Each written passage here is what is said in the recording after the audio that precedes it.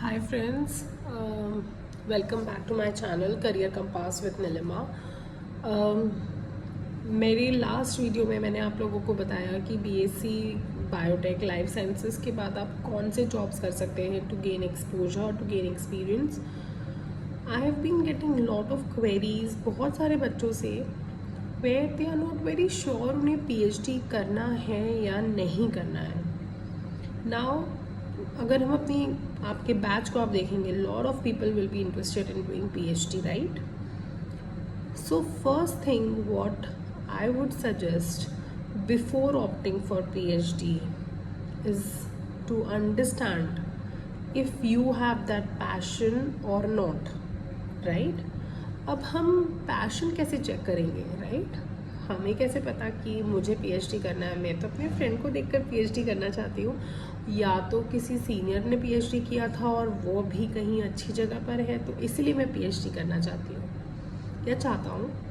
But नहीं, that is completely wrong. हमें उन लोगों को देखकर पीएचडी नहीं करना है.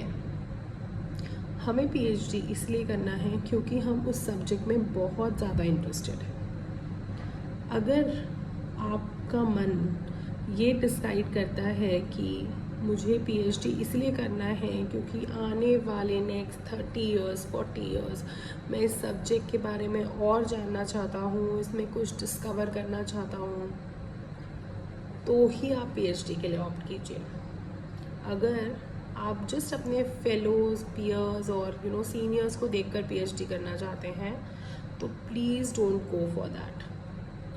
आप लोगों ने अगर एमएससी कंप्लीट कर लिया है तो after your MSc join some research labs for internship, apprenticeship. Before even giving CSIR and GATE exam, join these labs. Try to understand कि ये लैब्स में काम क्या होता है. अगर ये आपको इंटरेस्टिंग लगता है and you just feel that this kind of work can actually help you to grow in life, then opt for PhD. I always recommend all my students to have some kind of exposure before they opt for the career, because ऐसा नहीं है कि हम PhD कर लेते हैं, फिर PhD के बाद सोचा कि अब PhD में मन नहीं लग रहा है तो अब हम सॉफ्टवेयर इंजीनियर बन जाएंगे.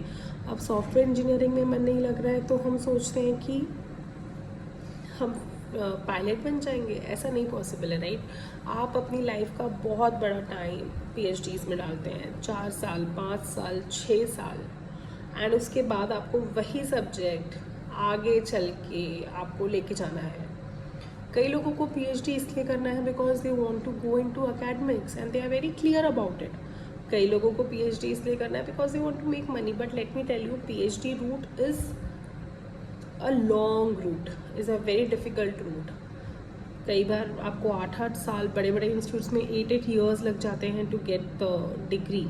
You will be losing all your important years of your life and you won't be making money. So ये सारी चीज़ें आपको अपने दिमाग में रखनी है before going for PhD.